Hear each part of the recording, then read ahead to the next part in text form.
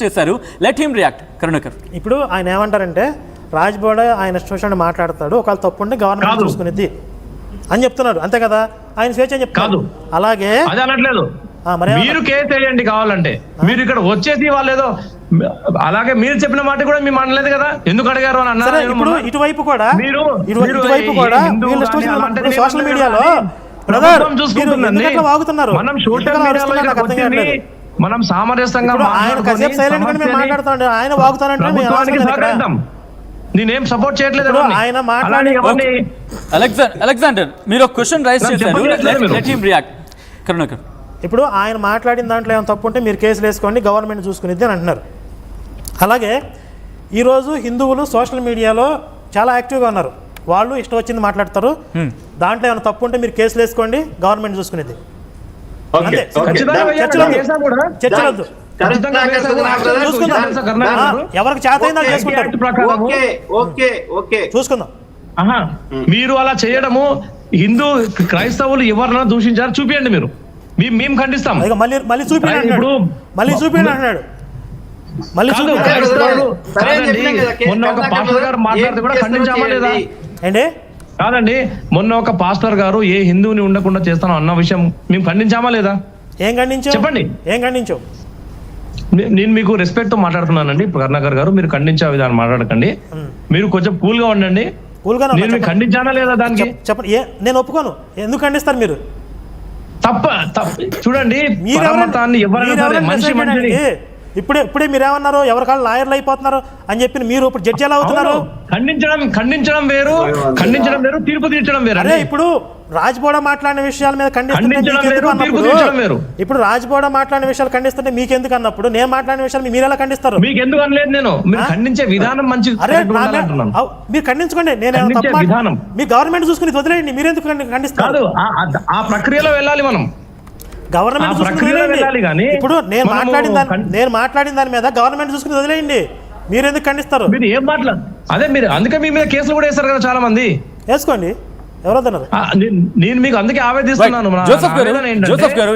మొత్తం కాదండి, మీరు కూల్ గా ఉండి నా హిందూ సోదరులను కాపాడండి, నా హిందూ సోదరులను కాపాడండి. ఆ పెంట విషయం పక్కన పెడతాం.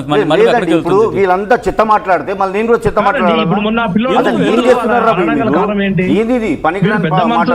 1.5 hour అయిపోయింది, ఆ 1.5 hour లో మీరు ఇక్కడ వచ్చేవాళ్ళు ఎవరు వస్తలేరు ముందుకు, కానీ పెండ మాత్రం చేస్తున్నారు, పెంట చేసి పడేస్తున్నారు.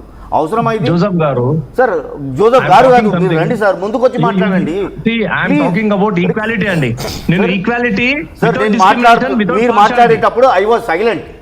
Let us learn some ethics. Let us learn some ethics.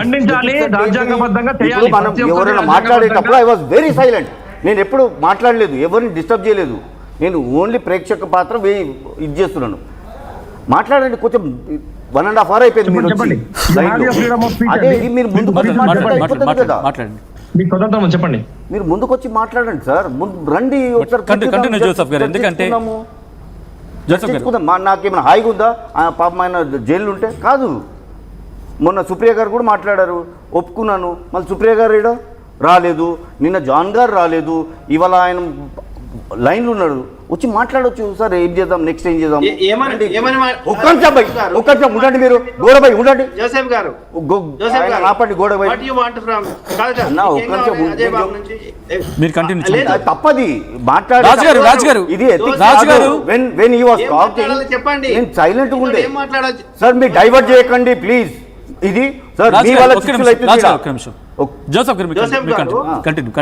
రాజు గారు వస్తున్నారు, ఆయన మాట్లాడండి. ఓకే, యు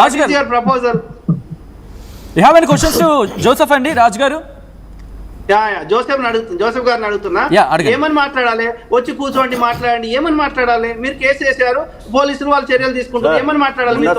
ఒక్క నిమిషం, మీ క్వశ్చన్ అయిపోయిందండి రాజు గారు, ఇంకా ఉన్నాయా? So that I can. Joseph గారిని ఒకటే అడుగుతున్నా, రండి అంటున్నాడు, వచ్చి ఏం చేయాలి, ఏమని మాట్లాడాలి అది చెప్పంటున్నా. సరే, ఇప్పుడు ఏం చేయమంటారు చెప్పండి, మీరు మాట్లాడండి. ఇప్పుడు ఏం చేయమంటారు చెప్పండి, నేను రెడీగా ఉన్నాను. సుప్రియ గారు అన్నారు కదా, మాట్లాడారు మొన్న, సరే మాట్లాడదాం. ఆవిడే అన్నారు చర్చించుకుందాం ఒకసారి, ఏం కండిషన్స్ ఉంది, ఎట్లుంది. నెక్స్ట్ ఏంది పరిణామాలు, మేము ఇలాంటి చెయ్యము అని చెప్పి ఆవిడ ఒప్పుకున్నారు. ఆవిడేం కాదు, ఇకపై ఎవరైనా చర్చిల్లో కానీ ఎక్కడైనా కానీ ఎలాంటి దేవదేవతలు దూషిస్తే మేము కూడా చర్యలు తీసుకుంటాం. మాకు కూడా బాధగా ఉంది, ఎందుకంటే మనం సోదరి భావంతో ఉన్నారు కాబట్టి మనము కలిసి ఉందామని చెప్పి ఆవిడే చెప్పారు. అజయ్ బాబు మీద కేసును విత్డ్రా చేసుకోవడానికి you are ready? Ready sir, ready. నాకు ఇష్టమా సార్? ఏమంటున్నాడంటే ఇక మీ చర్చిలో ఉన్న పాస్టర్లు అందరు కలిసి మాకు ఒక హామీ ఇవ్వండి, అజయ్ బాబు గారు లేక ఎవరు కూడా నోరు తెరవమని, అప్పుడే నేను కేసు పిచ్చి కూతలు ఇవి పిచ్చి కూతలు.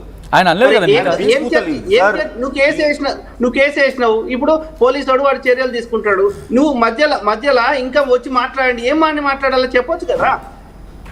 అది వాళ్ళు మీరు వచ్చి మాట్లాడండి. రండి సార్, మీరు రారు, వాళ్ళని రంపయ్యారు, మీరు గణమధ్యలో ఉండి పెంట చేస్తున్నారు మీరు. ఆయన ఏమంటాడండి, ఆయన పిచ్చి ఆయన దగ్గరికి వచ్చినా అదే మాటలు కదా, మాటలు ఇక్కడ చెప్తే ఇక్కడే చర్చించుకుందాం అంటున్నాడు. ఎవరో గారు ఏమన్నారు, వచ్చి కూర్చొని మాట్లాడదామన్నారు. వెయిటింగ్. ఎందుకు రారా, రోడ్ల మీద వస్తారా, బయటికి ఇక్కడ రారా? రాజ్ గారు ఓకే, రాజ్ గారు ఈ క్వశ్చన్ అలెగ్జాండర్ వెళ్ళే ప్రయత్నం చేస్తాను. అలెగ్జాండర్ గారు ఆయన ఏమంటున్నారంటే ఐఎమ్ రెడీ టు విత్డ్రా ఆ కేసుకి, ఆ అజయ్ బాబు మీద కేసుని విత్డ్రా చేసుకోవడానికి నేను రెడీగా ఉన్నానని చెప్పి జోసెఫ్ గారు చెప్పారు. 2 days అయింది, 2 days. సో అక్కడి నుంచి ఎవరైనా వచ్చి మాట్లాడితే సరే, అలాగే అజయ్ బాబుతో కూడా మాట్లాడాలంటున్నారు. సో ఎవరైనా వచ్చి మాట్లాడే ప్రయత్నం చేస్తున్నారా అండి? ఎందుకంటే ఐ నీడ్ కొన్ని కండిషన్స్ అనే మాట కూడా బహుశా ఆయన కండిషన్స్ కాదు కానీ ఇక్కడ కొన్ని అంశాలనే ప్రస్తావించాలంటున్నారు. ఆయన రెడీగా ఉన్నారా మాట్లాడడానికి? ఆయనతో జైలుకి పోదామన్నా కానీ సరే అన్నాను నేను. అన్నారు కదా జైలుకి వెళ్తారంటే సరే వెళ్తాను, పోయి పరామర్శిస్తాను, తప్పు లేదు కదా. యా అలెగ్జాండర్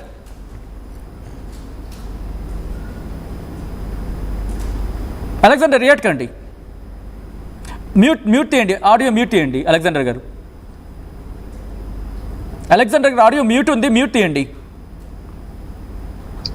జోసెఫ్ గారు, సార్, సచిన్ గారు, కంటిన్యూ